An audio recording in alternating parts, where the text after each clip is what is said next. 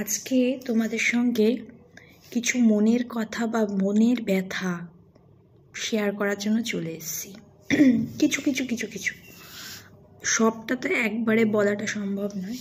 যাই হোক, প্রথমেই আমি তোমাদের বলি যে আমার এই জীবনযাপন বা আমার লাইফস্টাইল, গলার ভয়েস খুব খারাপ, যাই হোক এটা অ্যাডজাস্ট করে নিও।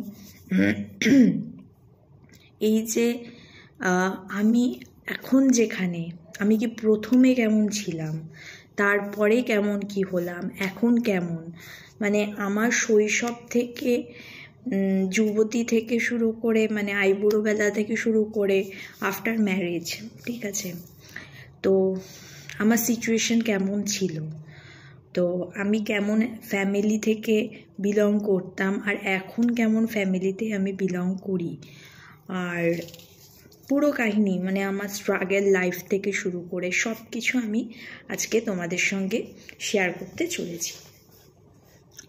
তো আজকে অনেকটা ফ্রি টাইম পেলাম, কেন কি আজকে রিয়ার ঠিকানায় থাকবার প্ল্যান আছে। তো এই ফ্রি টাইমে তোমাদের সঙ্গে কিছু জিনিস শেয়ার করাটা উচিত বলে মনে হয়, তাই জন্য আমি শেয়ার করছি।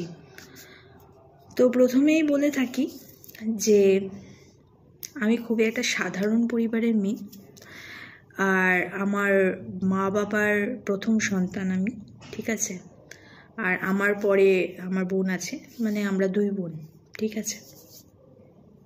তো প্রথম সন্তানদের যেটা হয়, খুব স্ট্রাগলিং লাইফ হয়, আর বাবার যদি বিশাল সম্পত্তি বা বিশাল টাকা পয়সা না থাকে, তাহলে সেই সব সন্তানদের একটু স্ট্রাগলিং লাইফই করতে হয়, মানে কি বলবো, সবার হয়তো করতে হয় না, কিন্তু যার যেটা ভাগ্য সেটা। তবে স্ট্রাগল করেছি বলে এমন নয় যে আমি খুব খারাপ কিছু করেছি বা খুব কষ্ট, এরকম কিছু না। কষ্ট না করলে জীবনে সাকসেসফুল হওয়া যায় না, সেটা তোমরা খুব ভালো করে জানো। তাতে আমার কোনো দুঃখ নেই, হ্যাঁ, কোনো কিছু নেই। আর আমি চাই ভবিষ্যতেও স্ট্রাগল করতে।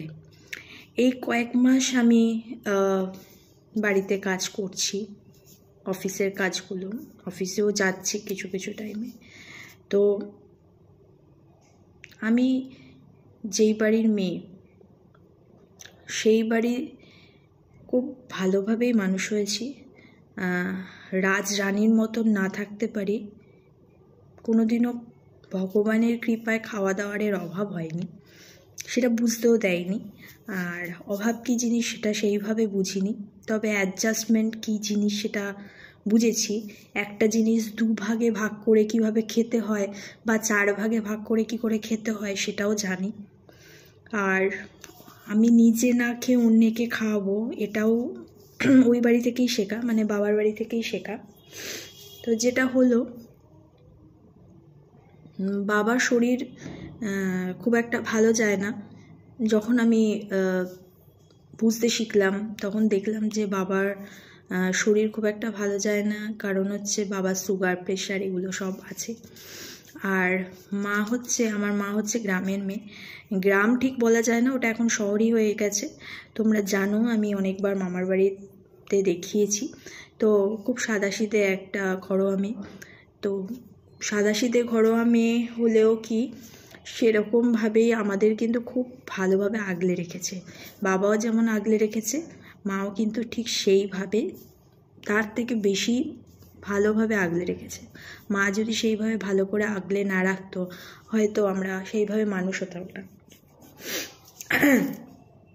তো যাই হোক, যখন আমি বুঝতে শিখলাম যে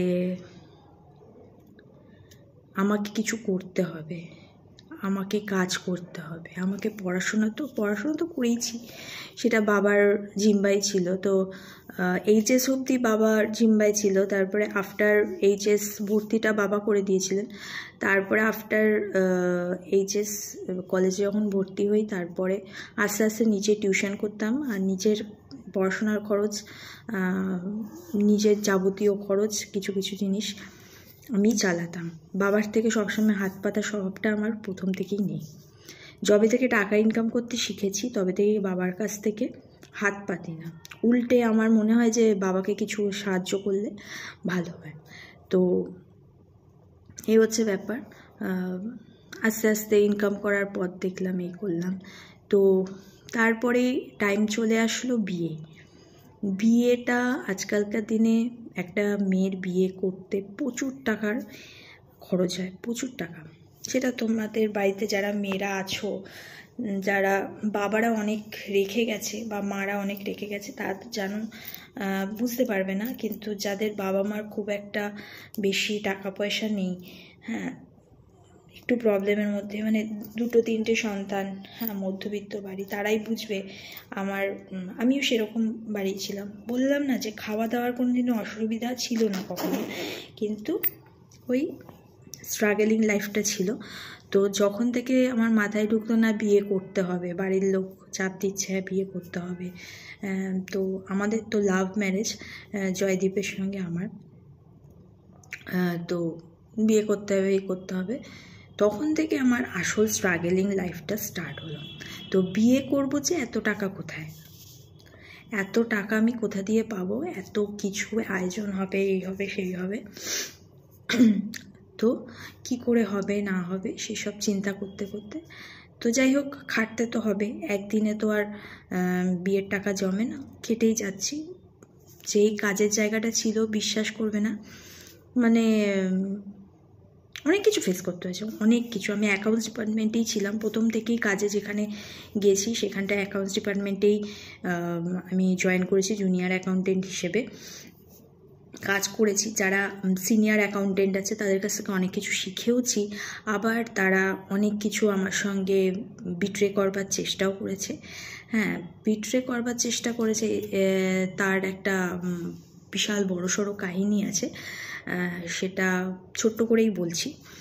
বিয়ের সময় তো অনেক টাকার প্রয়োজন হবে, তারা জানে, তাদেরকে আমি বলেও রেখেছিলাম বিয়েতে এরকম প্রয়োজন হবে। তারা না আমাকে দিয়ে প্রচণ্ড পরিমাণে খাটাতো, প্রচণ্ড পরিমাণে। আমি যে একটা মেয়ে, মানে মেয়েদের যে এরকমভাবে, আজকালকার দিনে জানি ছেলে মেয়ে কোনো সমান, কিন্তু একটা মেয়েদের যে কাজ করার ক্ষমতা আর ছেলেদের কাজ করার যে ক্ষমতা বা ক্যাপাসিটি বলো, আমি নিচু মানের মেয়েদের বলছি না, যে রোদ জল বৃষ্টি, মেয়েদের 4 দিনের প্রবলেম, হ্যাঁ, এগুলো তো অনেক রকমের প্রবলেম হতেই পারে, সেসব কিছুই তারা মানতো না। যদি কখনো অফ করতাম বা কামাই করতাম, উল্টো পাল্টা তো কথা আছেই। তারপরে ধরো কোনো অডিটে নিয়ে গেল, যেতাম, সেখান থেকে চেক আনা থেকে শুরু, ওরা কিচ্ছু করতো না, আমাকে দিয়েই চেক আনতে। তো সে অনেক দূরে দূরে, শ্যামনগর, পলতা, আরও অনেক রকমের, সোদপুর, সব যেতাম, গিয়ে চেক কালেক্ট করতাম, নিয়ে আসতাম। আর যখন অডিট ফিসটা পেতো, তখন আমাকে হয়তো খুব খুব সামান্য একটা টাকা দিত, খুব সামান্য টাকা, যেটা হয়তো না দিলেই নয়, ওদের কাছে নস্যি। ধরো 10 টাকা পেলো, আমাকে দিল হয়তো 25 পয়সা বা 10 পয়সা। 25 পয়সা দিল তাও একটা ঠিক আছে, 5 পয়সা কি 1 পয়সা দিত, এরকম ব্যাপার। কিন্তু আমি জানতাম যে আমার প্রাপ্যটা অতটাও কম না, একটু হলেও বেশি। তো এইভাবে খাটাতো, তারপরে কিছু কিছু কাজ করিয়ে নিত, কোনো টাকা দিত না, এই দিত না। তো হলোটা কি, এই করতে করতে 2 টাকা 3 টাকা জমাতে জমাতে জমাতে জমাতে টাকা রাখতাম, একটা পজিশনে আসলাম যে হ্যাঁ, বিয়ের এই নিজের টাকায় সব গয়না গাটি যা যা করার নিজের টাকায় করেছি, যতটা পেরেছি করেছি। আর যখন বিয়ের টাইম হলো, তো আমার একটা সিনিয়র অ্যাকাউন্টেন্ট ছিল, সে, তার সঙ্গে মানে ভালোই সম্পর্ক ছিল, হ্যাঁ, মানে আমি তাকে খুব আপন বলেই মনে করতাম।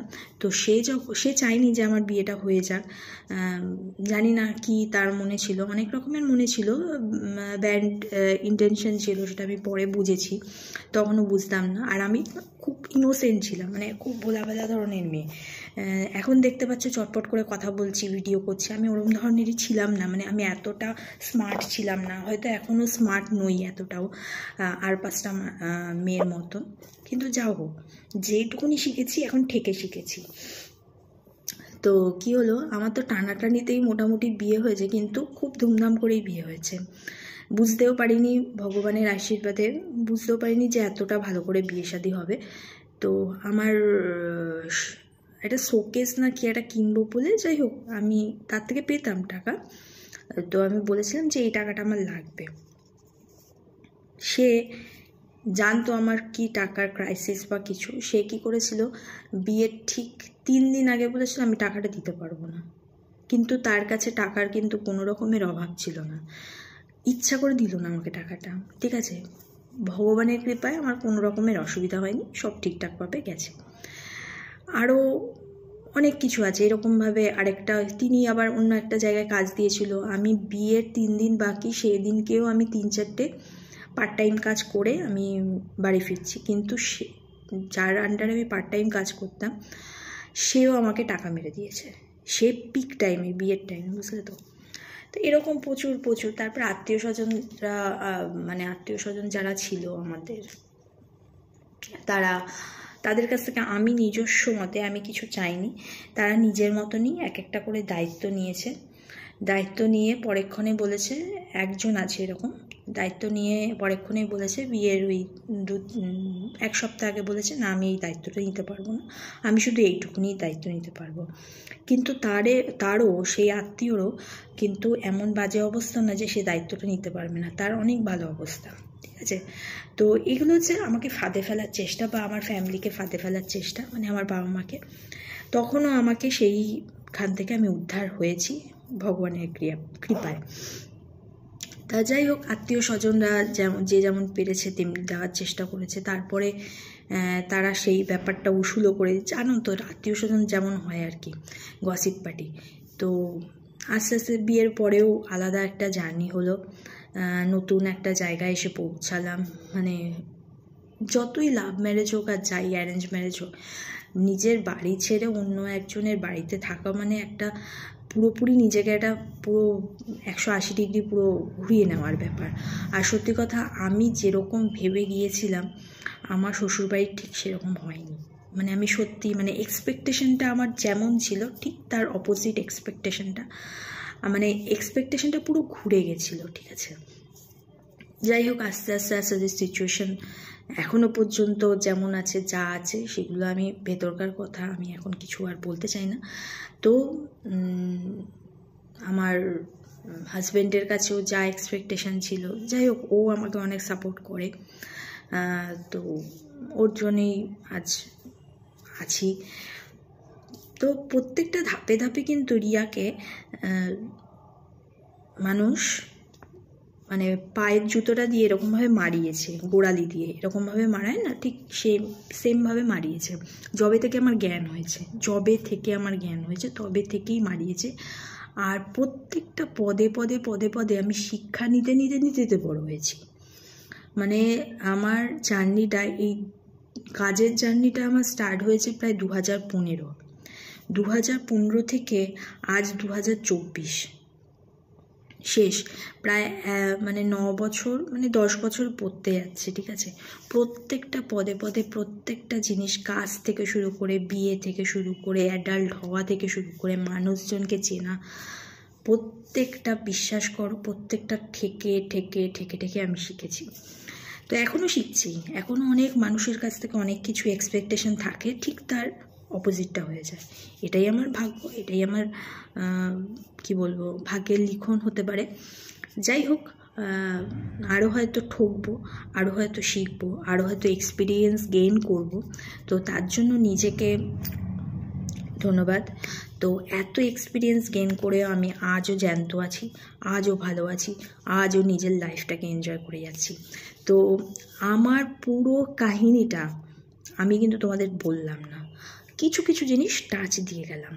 যেই জিনিসটাতে তোমাদের ইন্টারেস্ট থাকবে তোমরা কিন্তু কমেন্টের মাধ্যমে জানাবে তো চলো, আজকে এই রিয়া তোমাদের কাছে যে এসছে, সে একদিনে আসেনি, আস্তে আস্তে ঠকতে তারপর কিন্তু একটা জায়গায় এসছে। প্রত্যেকটা মানুষই তাই, শুধু রিয়া নয়, যে কটা মানুষ স্ট্রাগল করবে, নিজেকে পুরো ডিপলি ভাববে যে হ্যাঁ আমাকে নিজের পায়ের মাটি শক্ত করতে হবে, সেই সব মানুষরাই কিন্তু স্ট্রাগলের পথ বেছে নেয়।